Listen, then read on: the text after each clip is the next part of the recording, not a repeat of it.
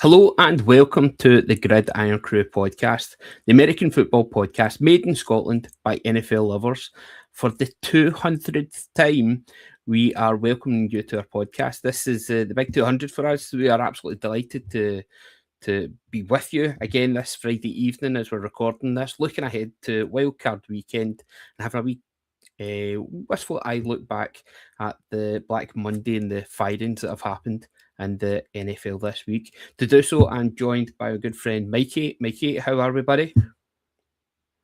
I'm okay this week. I'm a little bit Tender. happier.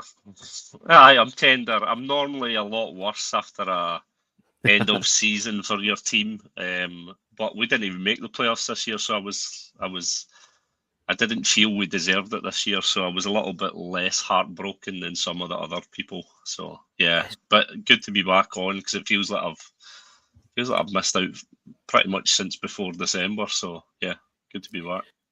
December certainly a busy month for all of the crew, and we're definitely delighted to be back on. Now we're into the business end of the season. You'll see a lot more of our fresh faces come the Super Bowl, which is just about a month away. So very much looking forward to that. Yes, as I said, this is our 200th episode. We have been going to 2021 with the crew. I want to say thank you to everybody that has contributed to the podcast over the years. It's been an amazing experience for me personally to actually get on and to chat some American football with you guys. I've learned so much from all the contributors that we've had on. So yeah, and I'm looking forward to many more chats about it. We're not doing anything big for our 200th episode. I think we might do something like America. It's 250 years of the United States this year. So when we get to the big 250, then I think we'll do something special. Maybe have a wee party or something like that. But this is business end of the season. This is when we're all locked in for the big prize, the Super Bowl. So nothing fancy or exciting just now, but I will keep that under upper sleeves for the big 250. Mikey, as we said, it's been a busy week. We'll start. We'll have a quick look back at Black Monday, Tuesday, Wednesday, Thursday, as you were saying, because there's been quite a few firings in the NFL. You want to explain, just for some people that might not be aware of what Black Monday is? Yeah, I mean, notoriously for NFL, we have this, not to be confused with Black Friday and the sales and the amount of games we now get from the kind of that weekend at Amazon and everything. Notoriously, it's been the weekend where a lot of NFL teams learn their fate for the year. So they're either in or they're in the bin, as they say. And then ultimately what happens is the owners all decide to get itchy triggers, or you see some coaches getting that pat on the shoulder that says, we believe in you and next year will be our year. And like Mr. Todd Bowles at Tampa. So it tends to be this Monday after the Sunday where the guys that are on the sugarly pegs, as us UK fans would know, they get sent packing, and the locker rooms get cleared out, and then we deal with all the fallout of it. And this year, geez, there's been fallout. there's been, yeah. Well, there was a couple that we're kind of expecting. For example, Pete Carroll, legendary Seahawks head coach, and he took over at the Raiders. It's not went how they thought it would. A 3-14 season, he has been relieved of his duties there in Las Vegas. Yeah. So I don't think it was going to go any other way. Max Crosby's kind of been frozen out. He's taking the huff with the team as well. So a lot of big changes there in Raider Nation. So we'll wait and see what happens there. Cleveland Browns, again, 5-12 record, not a good season. And Kevin Stefanski lost his job there. Surprised with that surprising. I was going to say, I'm kind of surprised because Stefanski's been a 2-time coach of the year. The Browns are a funny one because I don't think many coaches would have got 5 wins with the quarterback situation that they've got. They were right on the heels of the Bengals at the very end of the season, and you have Zach Taylor, who probably should be getting more questions than he's got, but Stefanski's the one that gets out of the two teams. If you're a Browns fan, you probably are thinking, right, something fresh. But he wasn't the glaring issue for me in the Cleveland Browns. Their defense is still playing very well, as we all know. It just seems to me that they've went, right, well,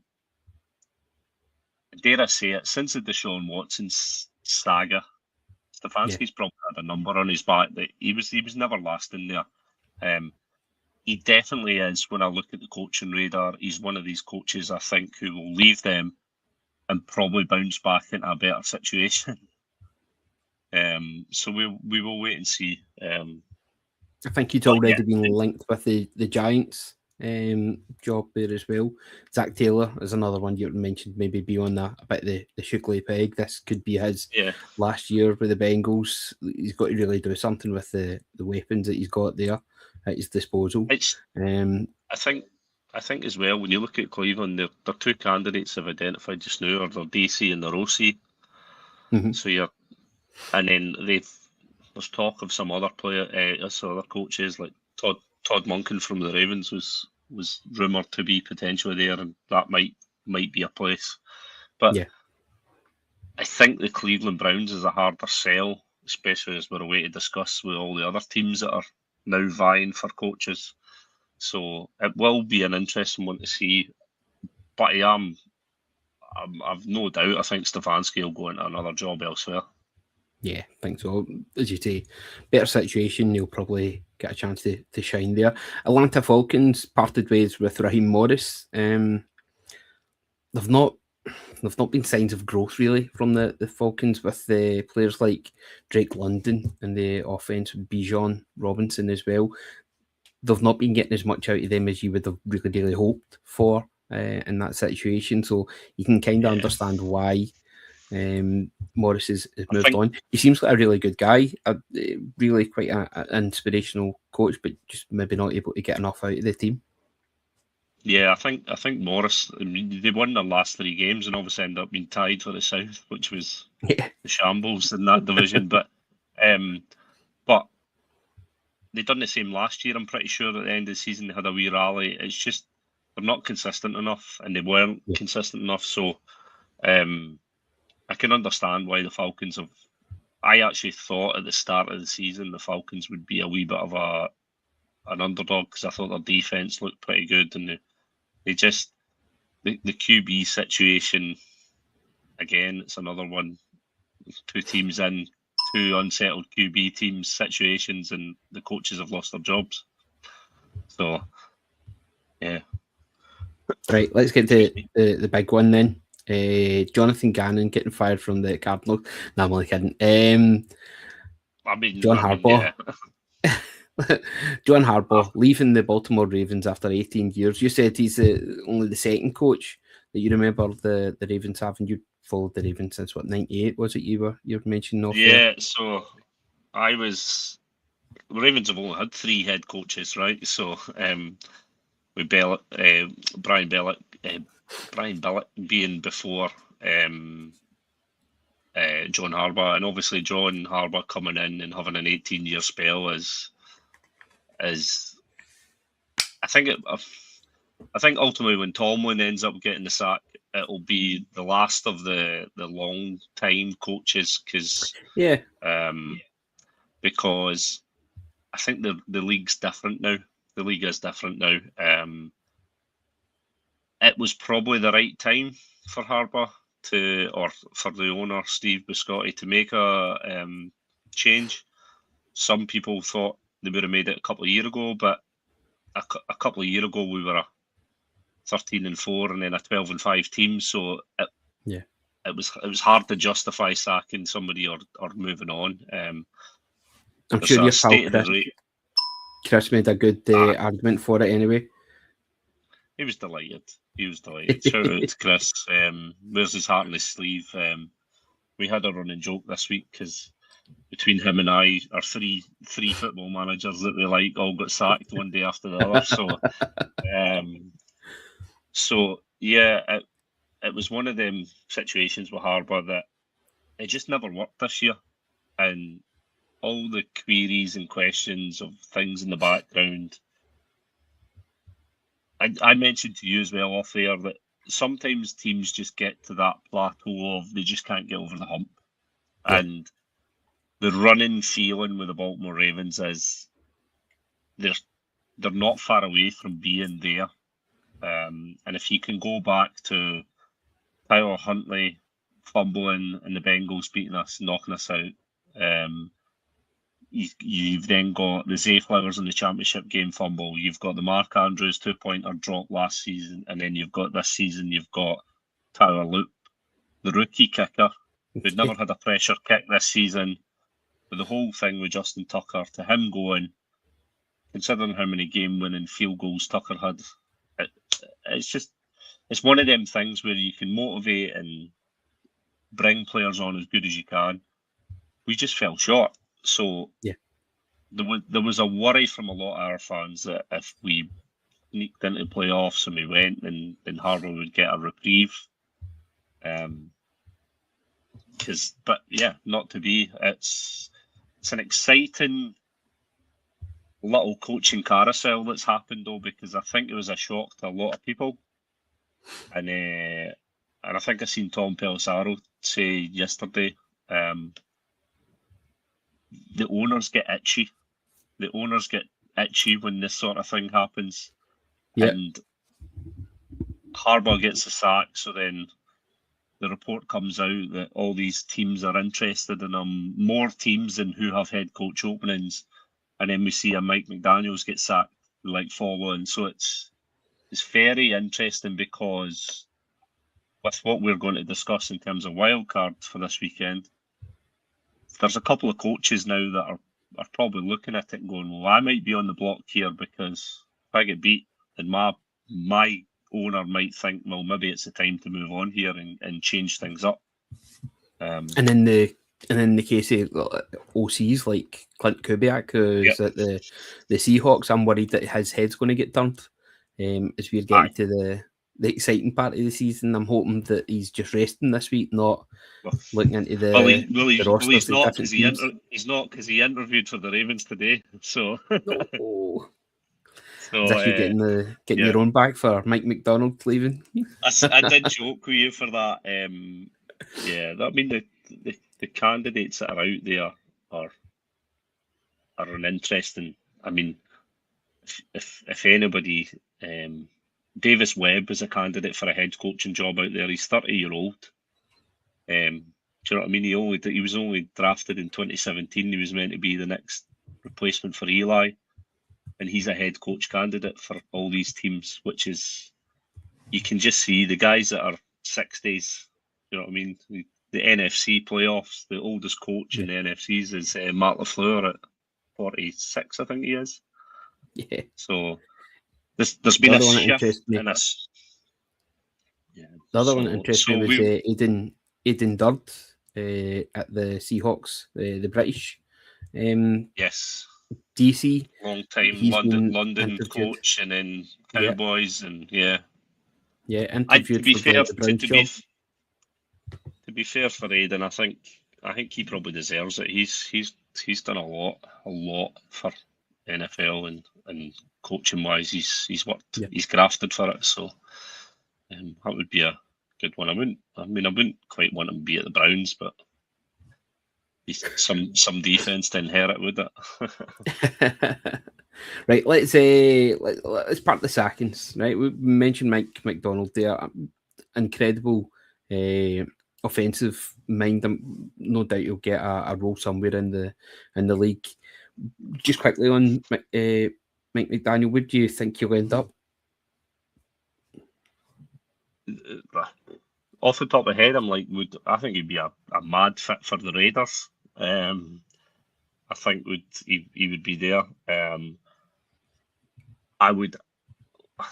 It's one of these sort of things. I would love him. I don't think he'll be a head coach. I think he might drop back and be an OC for a team or somebody. But But I mean, I can imagine him at the Ravens with Lamar Jackson and Derrick Henry and Zay Flowers and Keaton Mitchell. It would be, I think it would be quite an exciting thing. But I think that's me just maybe getting a bit high on the fumes. But I'm thinking the same if Kubiak goes. But the other one I'd heard, and I think it'd be quite frightening if he was to go there, would be the Lions, who don't really hit the heights with Johnson going to the Bears. So I think that would be a quite good one. But personally, I think we're going to see him. We saw him wearing the T-shirt. I wish it were colder.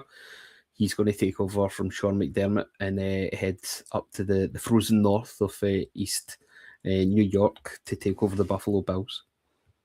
You think? I think obviously Joe Brady's been rumoured to go in for them, and if they, depending on what happens, I think if Joe Brady goes, that would appease some of the Bills fans. I think so. Yeah,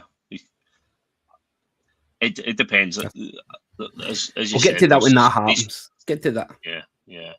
We'll get to that when that happens. Right, absolutely. Right, let's park the sackings, get into the actual games that matter. It's wildcard weekend, everyone. 6 games across 3 days. No red zone anymore. Scott Hansen, thank you so much for that. Another fantastic season.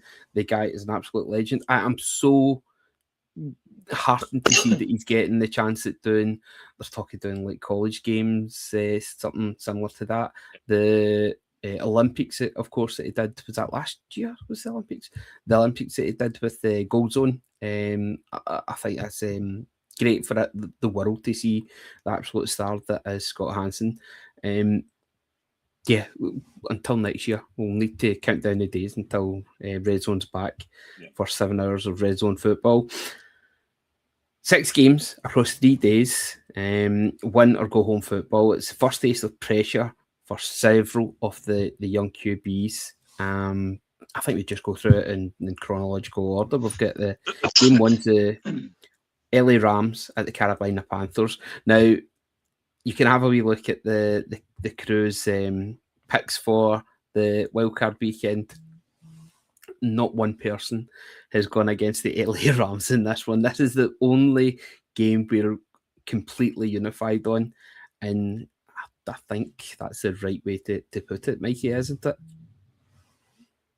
I think that is the case. I think the way that the Rams are a losing record. The Rams. The Panthers are a losing record team in the playoffs. And say what you want about playoffs and seedings and win your division next, etc. I said this thing, but last year I would be absolutely in favour of, if you don't win your division, if you win your division but you have a losing record, then you forfeit your place. Yeah.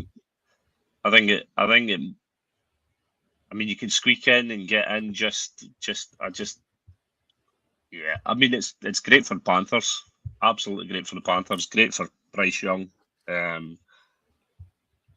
That division just being what it would be, obviously, has been it. I would think, from a experience of Sean McVay and Matt Stafford and the run that he's been on in his MVP caliber season, I just don't see the Panthers overcoming that. Do you know what I mean? And ultimately, the Rams are built around Stafford, and their wide receivers are just brilliant. So their experience of being there, done that. Yeah. And obviously the Panthers are just, but you never know, because they are the home team. They've got a West Coast team coming over to them.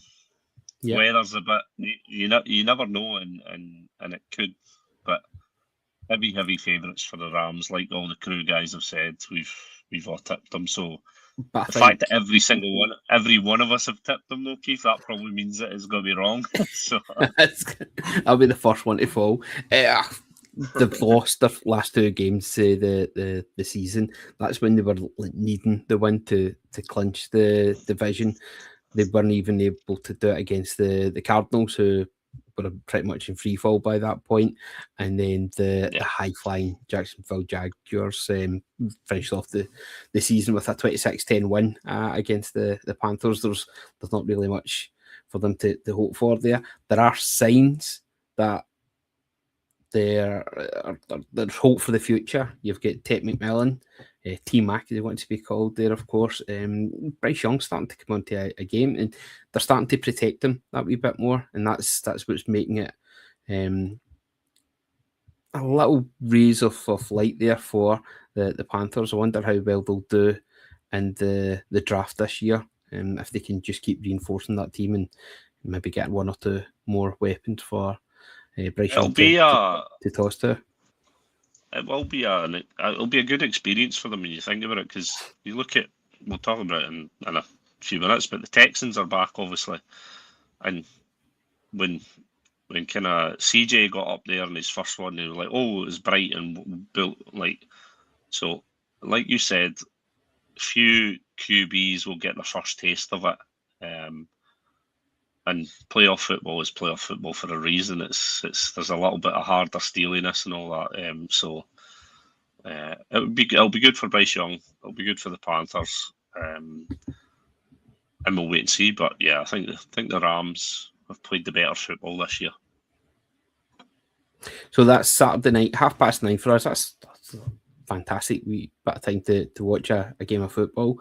Not up too late. You can be focused on it. But then after that, we have, so just to reiterate, I think everyone in the crew, everyone's going for the Rams on that one. How much of a beating for the Panthers do you think this is going to be? Do you think it'll be quite tight, or will the Rams try and lay a marker down? I don't think they'll. The thing for the Rams for me is it depends. They'll try and get the game won as quick as possible. And then in that sort of sense, because the playoffs, if you get the game won as quick as possible, the second theory becomes health, doesn't it? You want to keep your guys as healthy as possible. So I can't see it being one of these games where they just run up scores and the score goes and goes. I think it would be one that if they get a comfortable couple of score, 3-score lead type thing, they'll dial it back slightly. But I think it will be a couple of scores win for the Rams in this. Yeah, no, I agree with that. I think it's all about just trying to conserve themselves for the next round, especially if they're thinking that it's going to be maybe not a walkover, but not as tough a game as it could have been. One game it's going to be tough as the second game. Kicks off at 1 a.m. Sunday morning for us here, and it's the oldest rivalry in the NFL. The Green Bay Packers are travelling to Chi-Town to take on Chicago Bears. Yeah. Just as I was about to say, and sorry, jumping back to the Rams and the Panthers. My point about the Rams versus the Panthers and them resting as such is they're going to be thinking that they need to get the game won because they're going to play the number 1 seed next. Yeah. Who is the Seahawks, who have had a week of rest. So that we've seen happen in a few years. It's where a lower seed, you know what I mean? They're trying to rest themselves. So yeah, that was more where my point was about that, just in case it confused anybody. But yeah, sorry. Next game though. Next game's the one I'm looking forward to. That might be worthwhile staying up for that one, isn't it? Packers heading to Soldier Field for that one. Young roster still for the Packers. They've been a wee bit hit and miss at times. Injuries have kind of stalled their season. Yeah. If you recall, in week 2, you came along to our Scottish Ravens meetup at the Raven and done a little bit of a chat to everybody and asked everybody who their Super Bowl favourites were, and 90% of them pretty much, well, everybody pretty much said the Ravens, but on the home field advantage there, but all the away team or the NFC team that a lot of them said was the Packers. So yeah. The Packers hit a rocky spell. I did wonder whether we'd get it across the line. They obviously have, and they're in the playoffs, but for them to have a game against the Bears is kind of weird, and just see the Week 18 fixtures, the way the Week 18 fixtures went in terms of losses and all that then created this matchup. It just felt a bit of a strange one, but I mean, I think it'll be exciting because, like you said, young roster for the Packers, QB situation strong, cold. They're good in winter games if you like, but the Bears being at home and basically able to put one over on your kind of one of your rival teams is it's an interesting game. I think that it's interesting as well with the coaches there. LaFleur's been there; he's got experience of this. He's been there for a while now. Yep, he's very, very talented. He can eke out quite a lot for that team. But then you've got the up and coming like Chicago Bears, and how we're talking about how this is a great experience for the Panthers. This is going to be a massive learning curve for the Bears, and just wonder if they were to get the win, how momentum takes them on in the rest of the games. I think do you think it'll be won or lost? Yeah, I think for me in that sense is Chicago's defense and takeaways has been fantastic this year. Yeah, they've lost games this year where the better teams have beat them, right? And they've won a lot of games against the teams they really should be beaten. So I think the Packers are a bit more battle tested, but the key thing is going to be is if the Packers can protect the ball and not give the Bears that turnovers, etc. And that I think we said in our show notes it's got to be a physical run game for the Bears. I think they're going to need to do that to give Caleb Williams that kind of assurance. Because if he gets into that routine of I need to chase the game, I need to chase it. Yeah, we've seen young QBs have that and lose games. So that'll be the interesting dynamic in this game. So many stories there. Where do you see the game being won, or even lower? Where do you see the game being actually won? Who's going to step up and make the big plays? I see it being won at Soldier Field. So, poor Joe. You had a long week. You had a long week, bud. I know. As I said, I think if the Packers protect the ball and don't turn it over, I think they win. I can't actually remember who I put in our prediction for this, but I think I might have put the Bears because it's home field. But I think equally if they keep Caleb Williams to a conservative type game plan and get him over that first game, it helps his confidence. So yeah, I think who has the most time of possession, if you like, and dominates the clock will probably be the team that comes out winning in this. Yeah, you and I both went for the Bears on this one. Again, momentum, how well they've been playing during the season, and it being at Soldier Field, I think that was the real clincher for me. Interesting, our resident Packers fan, Liam, has even went for the Bears. Knowing Liam, he's just trying not to tempt fate there. He's just trying to call the bluff. Reverse jinx. Yeah, absolutely. So the two of us are going for the Bears there. Interested to hear what everybody else that are listening. Thanks for those games there and the rest of the games in the wildcard weekend. Get your points into us. We can read them out on the podcast, discuss them here as well. We'd love to hear from you. The last point on that though, Keith, is if the Bears do go through, they get a home game again next, which would be massive for them. So that's a key thing for them. It's a great opportunity for the Bears. For all these old UK fans who are a Bears fan from back in the day, it's a great opportunity for them.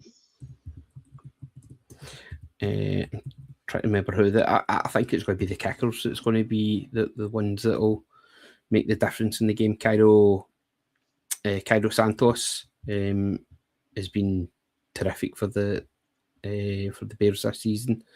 I'm trying to remember the kicker for the Packers.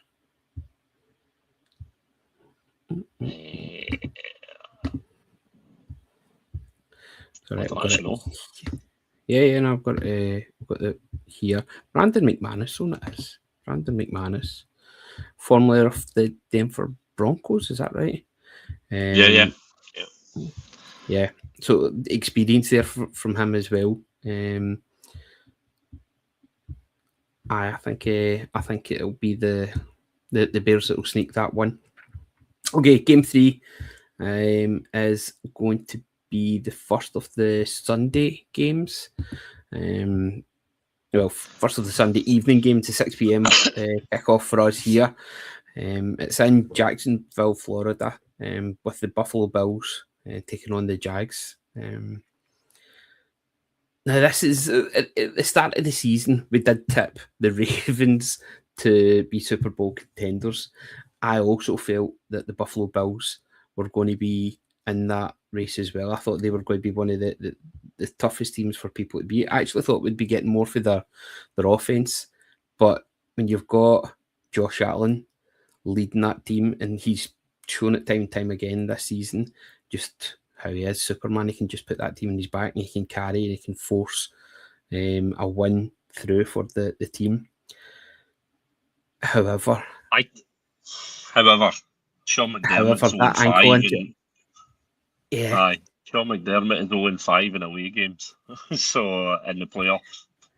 And going to Jacksonville, when you look at the Buffalo Bills' strength, it is James Cook and rushing. Yes. And Jacksonville have not allowed a rusher over 100 yards this season. Wow. The Jacksonville is so underrated that their defense has been it's been playing at a really, really good rate. I think they were 4-1 or 5-1 at the time, and their one loss was Travis Hunter, great coverage against the Bengals, and it was the ref flagged it. It was a BS call. Do you know what I mean? And then they got a lost game out of it. So the Jags for me are one of these teams that are just Liam Combs got them cooking, and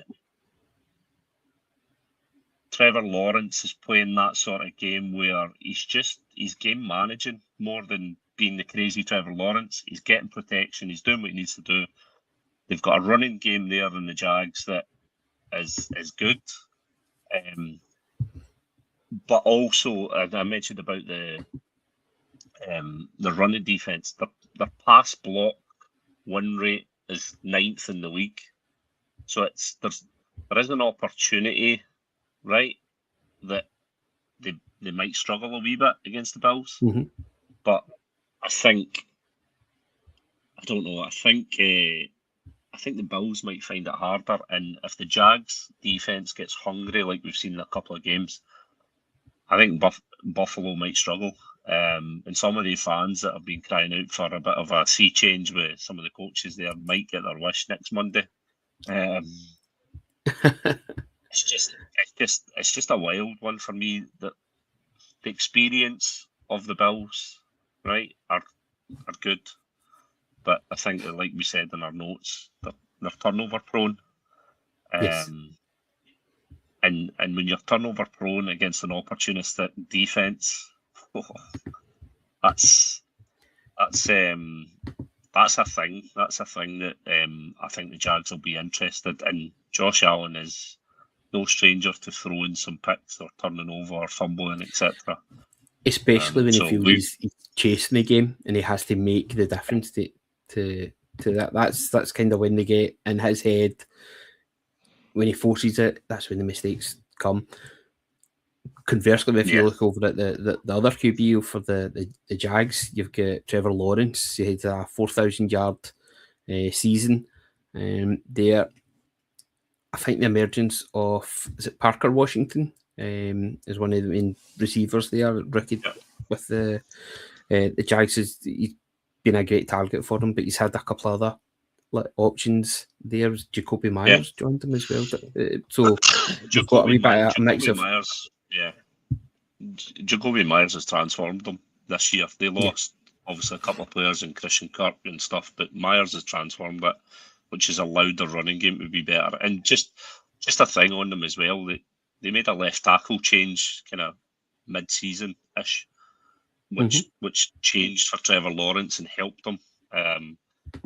And comfortably in their division, they ended up being like they cruised it to the awards at the end of the season, which has been good for them. So I think that'll be a nice start to the Sunday games, because it'll be one of them that it'll be hyped up.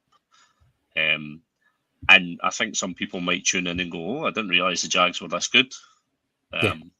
Because they are one of them teams over here in the UK that they get labelled with they're not very good, but their new coach, and they're doing pretty well this year.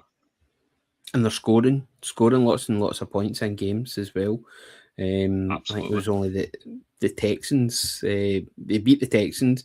Texans were only team to keep them below 20 in the past 3 months, I think. Going back to the Seahawks and the Rams, it was before that. When you look at the team and just how that they are starting to merge, and this is kind of what you'd been hoping for from Trevor Lawrence, and I think this is why you got Liam Cohen in, and he might have been a bit a comedy character at the start of the season with his Duval. But he's shown he's a serious guy, he's a serious coach, and he's serious about taking this team further. It's going to be really, really good to see. I'm glad that's the early one as well, because my youngest, my 3-year-old, he's a Jags fan. That's his team. He took them because he likes a big cat. So in our house, I know in your house, it's all Ravens for you. We've all got a team each. So I'm actually drinking out of a 49ers cup just because Junior's left it in here and I can't find my Seahawks one. I think there's a bit of backwash going into that whenever I'm taking a few drink. My wife, she's an Eagles fan, and the wee one's a Jags fan. That's kind of nice though, because it's a nice lucky bag of teams that you can all root for somebody. Absolutely. My daughter's one of our little best friends, and one of my friends is a Jags fan, and they're big Jags fans, and so their whole family are Jags. So all year they've been rooting for the Ravens, and we've been rooting for the Jags for them. And so I'm secretly thinking it would be nice to see the Jags do. A few years ago when they got to the FC Championship and they looked brilliant. I'd like to see the Jags making a wee run. Just so Graham and Christine and Callie and that, then Brody, so they can all celebrate in their wee house. So that'd be good. That's nice. I'm noticing a few more Jags hats and Tammys this week. Whenever I'm driving about, I have this thing. Whenever I go somewhere, I'm obsessed. If I see somebody wearing a hat or a Tammy, I'm looking to see if there's a team there, just so I can dish out one of the Irn-Cru cards that we've got. I'm seeing quite a few Jags ones. Yeah, I was at Airfield with the kids last week, and the guy that said was a Patriots, and with his Tammy, I had my Ravens hat on, and I was like, "Oh, Patriots!" But I forgot my Irn-Cru cards. So did that's it. You're falling to the bottom of the league then. You're not getting the contributor of the month. For this one, I think the two of us have actually taken the Jags for this one as well. We've agreed in quite a lot. I realise, Mikey, they've been better getting the Studs on. He seems to be a wee bit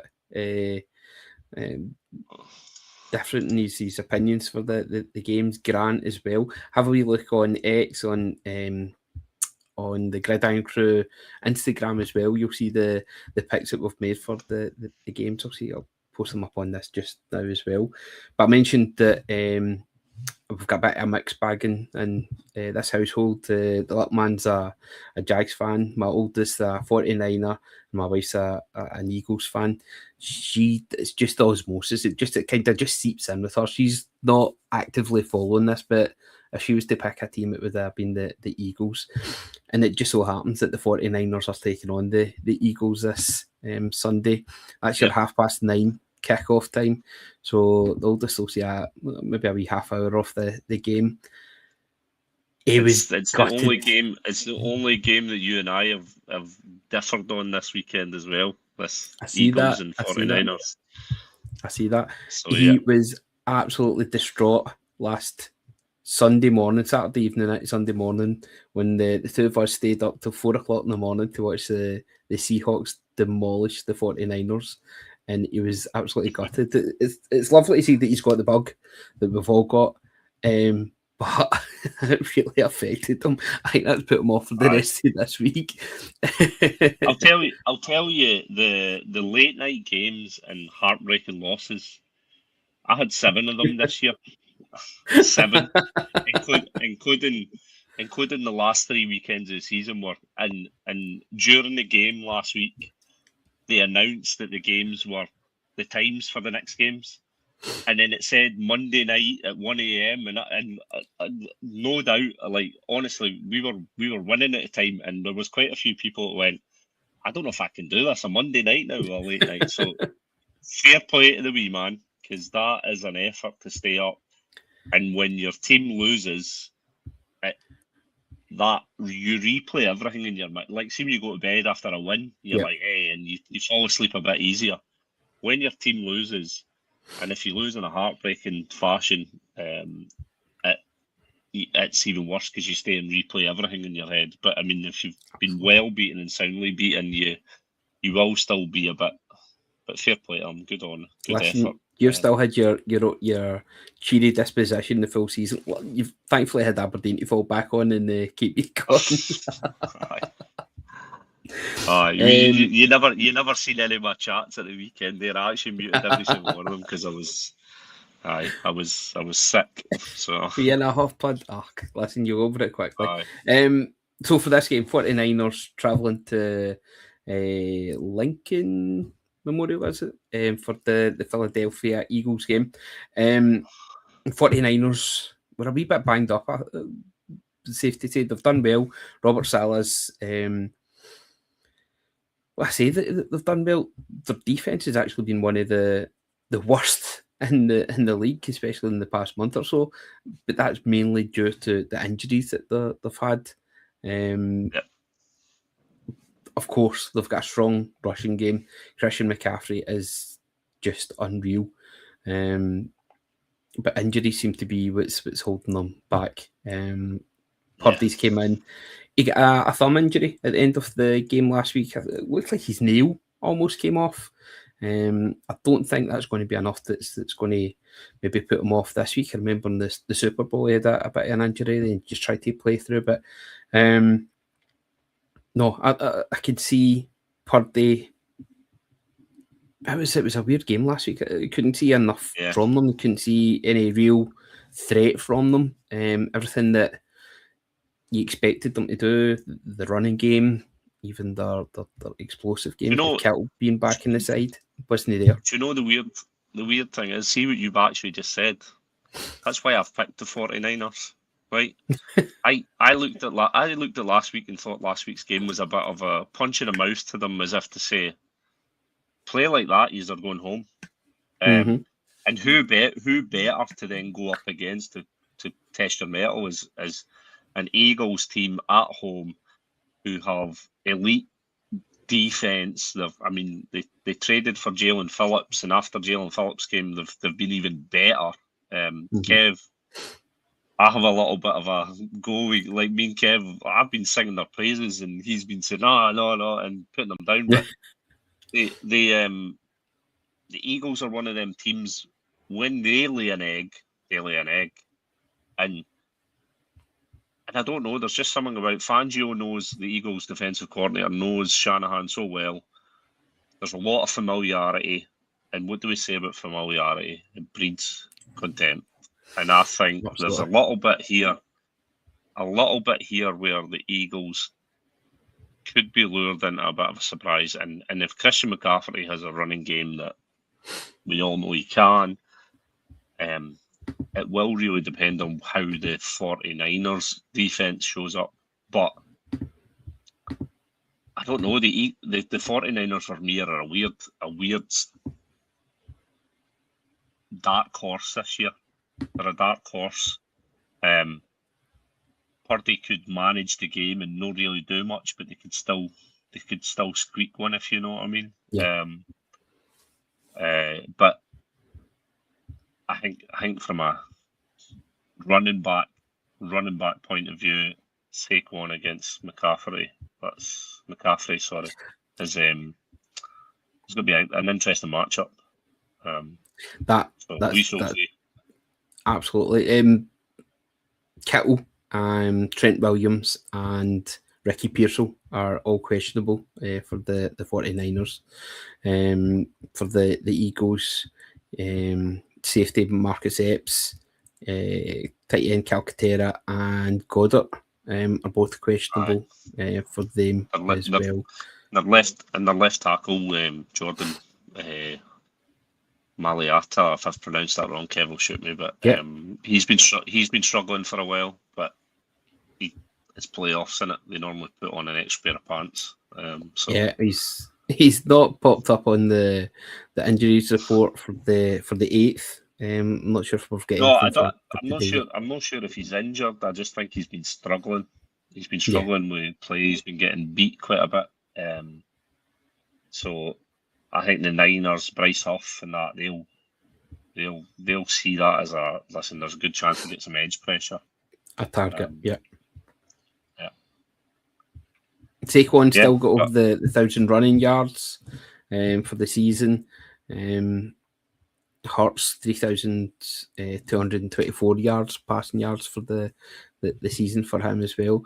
Again, it feels like a kind of subdued season for the Eagles, yet they're still here.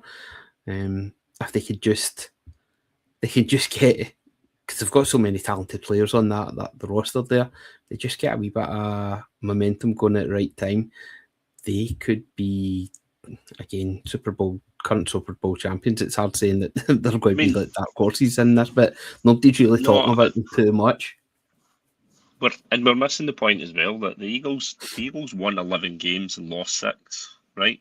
The 49ers in their division, with how hard it was, won 12 and only lost 5. So 49ers have actually got a better record. Like I said, the games that the Eagles lost and shouldn't have lost this year are what worries me for the Eagles, and that's why I've tipped the 49ers, because I'm like, I don't know, there's just something there. If the Eagles come out and scalp them, then Kev, you me a pint. So let's see. Going back to the game against Washington, the last one of the season, they didn't have any Hurts, of course. It was Tanner McKee was the quarterback there, but they lost 24-17 in that one. Chargers beat them. The Bears beat them. Cowboys beat them in a wee wobble in November, going into the start of December as well. Even the Giants beat them at the start of the season. So I like to say there's games that they should be winning. It just doesn't seem like it's ever a happy place where everybody's pulling in the same direction, but it seems that's just the Philadelphia way, isn't it? You might be mad at Sunday. They kind of remind me of the Chiefs last year, though, where everybody was kind of just being like, but they just kept going because they've got that muscle memory. They know what they're doing, the Eagles, and being at home. If they were playing another team and they were playing away from home, I'd be like, right, okay, but the home field gives them the equaliser because it is Philadelphia is just wild, isn't it? So, and it's a good time for us all to be watching at 9:30 Sunday night. Absolutely, good slot. A great way to finish the weekend for me personally. It's a school night, so I'll be in bed watching the end of that one. I won't be staying up to watch the LA Chargers travelling to New England to take on the Patriots. It's a tough one. It's the only Harbaugh in the league. He's going to be having to represent the family now. It's Jim. Who's got it better than us? Yeah. It's we keep winding up. We've got Danny and Scud as our resident Patriots fans in the crew. We keep talking to them about how this seems ahead of schedule. This seems far too early for them. I could probably say the same for the Seahawks as well, but they're building on that momentum. They're keeping it going. Vrabel's doing a terrific job, but he also seems to be doing a really good job of keeping everybody grounded, not getting too far ahead of themselves. I don't see him building these games up too much, so that the players don't feel loose, don't feel free, that they aren't able to play in the game. And then their quarterback, they seem to have unearthed another incredible talent, which is delightful to see. You've had 18 years of Harbaugh as coach. I'm sure he'd have won more than one Super Bowl if it wasn't for those pesky Patriots just up the road. I mean, yeah, potentially. We had a lot of running battles and with Belichick and co. But I mean, what I would say for the Patriots is Drake May has the opportunity to do what Jaden Daniels failed to do last year, and second-year quarterback, go and join a Tom Brady, a Kurt Warner, a Russell Wilson, and a Roethlisberger, who have all won Super Bowls in their second year. Mm-hmm. Burrow failed, Purdy failed, Jaden Daniels failed when they all done it in their second years and had the run. But so there's not been that many. Drake May arguably is, and in some people's eyes, could be the MVP this year. Yeah. He's been good for the Patriots. The Patriots quarterback and wide receivers has been one of the kind of things where I think it's surprised quite a lot of people. Loads of people, even if you're a Patriots fan and you said that this was going to happen, I think you're lying to yourself, because like you said, it's ahead of schedule. Vrabel knows how to rate winning teams, and I'm not just bitter because we should have beaten them the other week, but they do have weaknesses. They do have weaknesses, but you get that with a young team in terms of a rookie type QB last year and this year. But there'll be enough players in that Patriots locker room or building that kind of will be able to guide them. I think the Chargers going to them. The Chargers have got good secondary in that, but their consistency, like we've said, is in previous pods. They swept the Chiefs, right? And normally you'd be like, wow, but like they've had games where they've then lost, and they played well against the Broncos, but the Broncos then beat the brakes off them, and then it's like, I don't know. The Chargers to me look like they are a playoff team, but I think they'll be a one and done. The Chargers, yeah, and I think the Patriots deserve another game at least, because they've been great this year. They've been good value for their, as much as it pains me, but I don't know who. There was a running joke last week at the Steelers. They had a priest in the end zone, blessing the end zone, and that was the end zone where Tyler Loot missed his kick. I want to know what priest has been up at New England and has been allowing them to have a. I mean, it just feels like last week that they had their last dynasty. So we'll see how. It's a bit sickening, isn't it? Somebody else's turn. They cannot be getting away with this for much longer. For the Chargers, I'm a big fan of Justin Herbert, but it's good to see that he's also got help with the running game with the Marion Hampton coming back. He's expected to play tweak the injury. Like you say, you just play through that at this time of year. Lad McConkey's done great for them. Ronde Gadsden did well at the start of the season, kind of fell away a wee bit, but still a big target for them as well. So they've got weapons there. I think the Hampton things are right. Is really good because the Patriots have struggled a wee bit against the run. So if Murray or Hampton can get 20, 25 rushing attempts and get some joy in it and gets over 100 yards, that'll give them the ball. It'll put the duress on the Patriots defence. The Carlton Davis, their defender, their cornerback, gets flagged a lot. And when you've got gunslinger Herbert with going like there could be a matchup there that we might see, and obviously from the Chargers' point of view, their offense, the West Coast Ravens, as I say, and the way that they, I think that's a good matchup for them on paper. So if we wake up next week and it turns out that the Patriots have lost, it will be because the Chargers have had success on the ground and they've had that, they've took advantage of it. If they don't, then I would imagine the Patriots will get that because they have got weapons for Drake May, and the kid's doing it on his legs and running, and he's looking good. Yeah. Okay. For this one, I think the two of us went for the Patriots on this one as well. Yep. Aye, as you say, it just seems a wee bit a step too far. Again, travelling from LA all the way up to New England, I think it'll be inclemental weather as well. So something that the Pats will be a wee bit more used to, and I think that's just going to play into their hands for that one. Right, good. Love to hear what you guys are thinking for that one. Where will the game be won and lost? Okay, final game of the week will be on Monday Night Football, so 1:15 Tuesday morning. Yeah, Tuesday morning for us, as the Houston Texans travelling to Pittsburgh to take on the Steelers. Graham, a big friend of the podcast, the Kilted Texan, will no doubt be up in his little Alamo watching the game there. Yep. It's going to be He'll be on everybody's screens about 1 million times with the days in advert.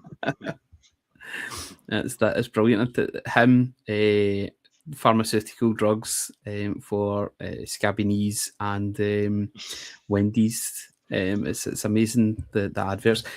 That was the one thing. Keir could not watch another one of what was the advert with all the bubbles last week?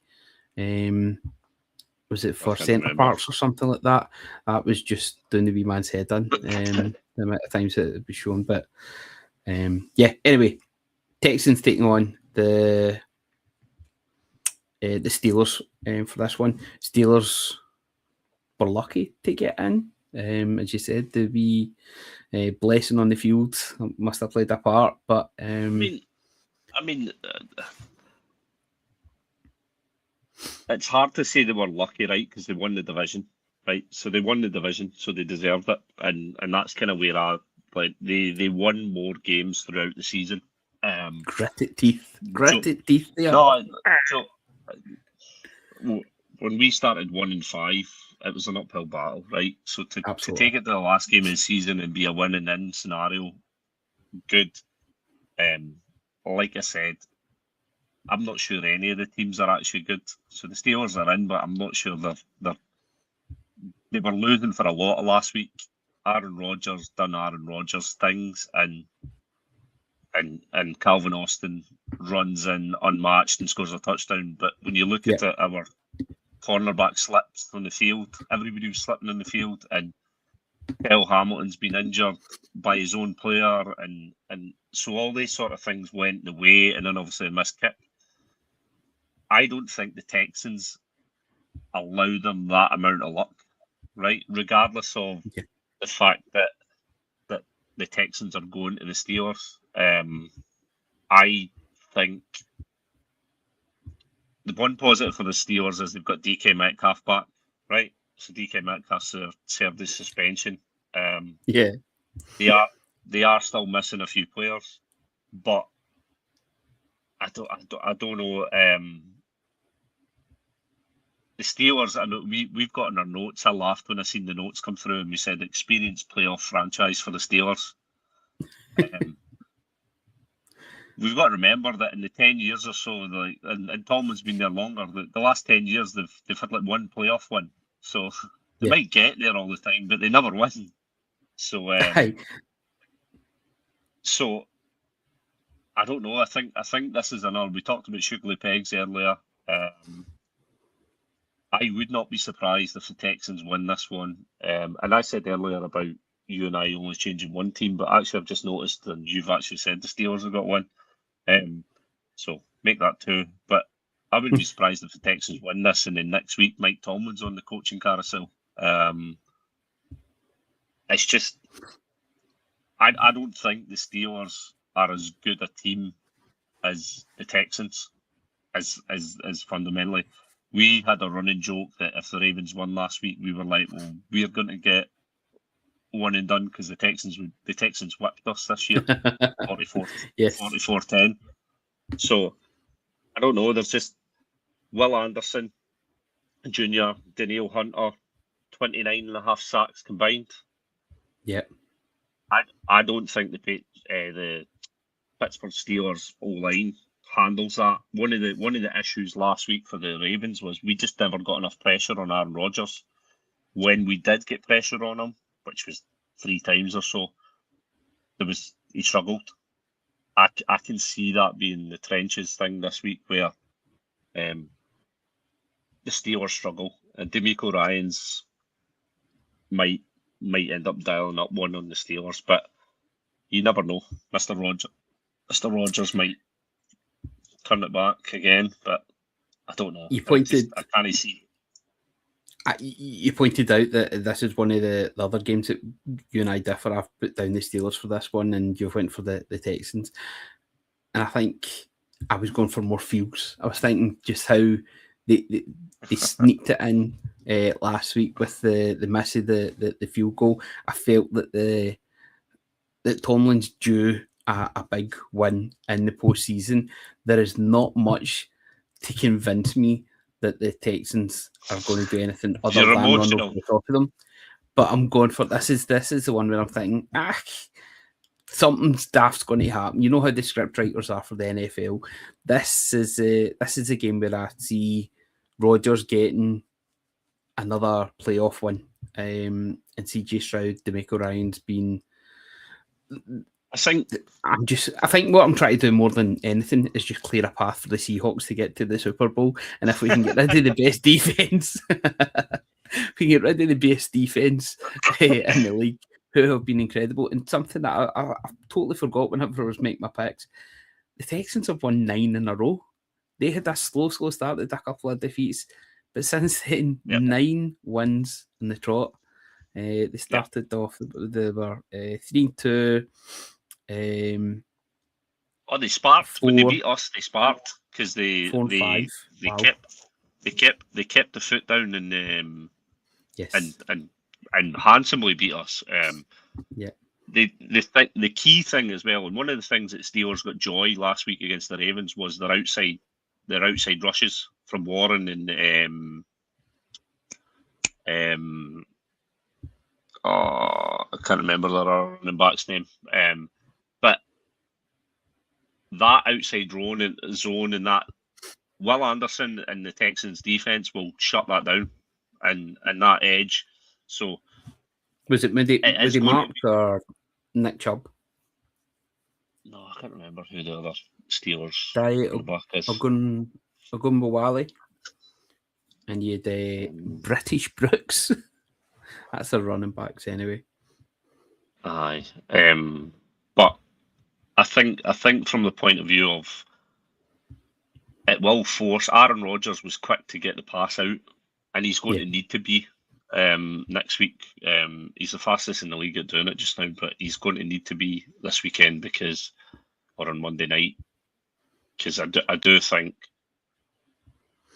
the Texans defense will take advantage of it. I mean, CJ Stroud just needs to. I mean, we're equally saying that about Rodgers and the Texans defense. CJ Stroud needs to play well, because let's be honest, the Steelers have got a really, really good defense, right? Yes. So I'm not. Yeah. The Steelers defense is backed up by TJ Watt and Cam Hayward and Highsmith, and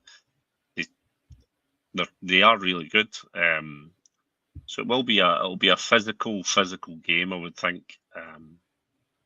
But yeah, the worry for me would be, as I said at the very start, about getting over a hump. There is a bit of a hump there. Mike Tomlin seems to have been every other year. It's like they can't seem to get past that first playoff game. So yep. We shall see. I think one player that I've enjoyed seeing do well with the Steelers is Kenneth Gainwell. He seems to have made a difference to them whenever he's came back there. That was big plays. Gainwell was the guy I was trying. Yeah.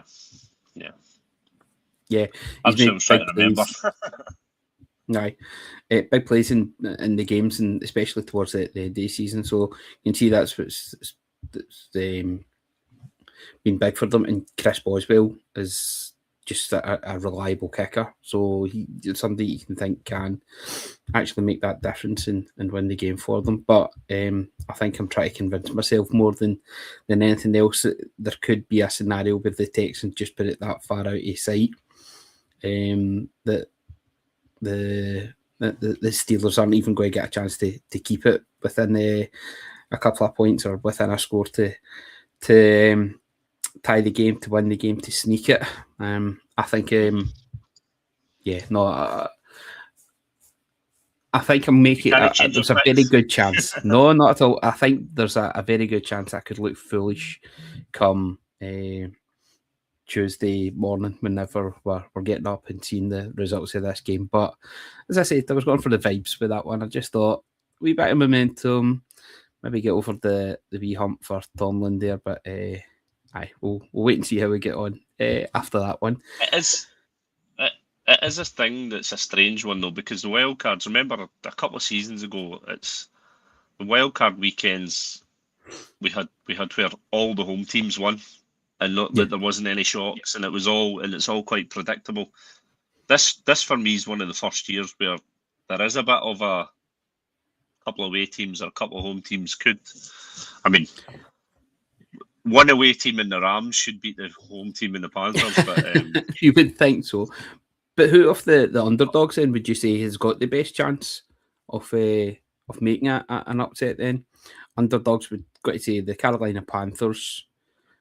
I don't think there's enough in it between the Packers and the Bears. Probably the same could be said for the Bills and the Jags. 49ers, Philadelphia, again, that's pretty level. I don't even think there's enough in it between the Chargers and the Patriots. I think that's going to be a tight game. I mean, maybe the Chargers was underdogs there, and the Steelers. The Rams are 10.5-point favourites. Oh, wow. The Green Bay, the Packers are 1.5 favourites, which means it's equal. And then Eagles and Buffalo are 1.5 favourites. Eagles are 4.5 favourites. New England 3.5. Houston are 3. So they're all, apart from the Rams, they're all saying that it's equal. And when I think the way it works out is when you're a home team, you get a 3 points or 3.5 points. So if any of the away teams are slight favourites, then they're saying it's going to be less than a 1-score game. So I wouldn't be surprised to see, like I said, the Chargers potentially upset the Patriots if they get their run game going. Yep. If the Eagles don't play the Eagles game, I wouldn't be surprised to see the 49ers win. And equally, the Bills could beat the Jags if they play sound football. So it's a weekend I'm looking forward to because, one, I don't have any emotion in it this weekend. Enjoy, Keith, because it's your last weekend without any emotion in it. Excuse me. I'm hoping they all just tear strips off of each other, that there's multiple injuries and bust-ups and fallouts from all of them. So I'm looking forward to it. It's worth noting, obviously, with the seedings that the Seahawks being the number 1 seed, they would play the winners of the Rams and the Panthers, which is good for the Seahawks, and then Green Bay or the Bears would play 49ers or the Eagles. But in the AFC, the Broncos would play either the Jags. Well, if the Bills, obviously with the way that seeding works, if the Bills were to win, they would play the Broncos. But if the Jags won, then they don't. The Jags would move and they would play the lowest seed. So you could have a Texans or a Steelers going to the Broncos next week. So wow, I kind of like this point because it's everybody starts doing the permutations of who's getting home field advantage and all that. But I mean, no, I'm looking forward to Seahawks having home field advantage would be a good run. So absolutely, and I'll be honest, we don't fear the Rams if they were the ones to get through.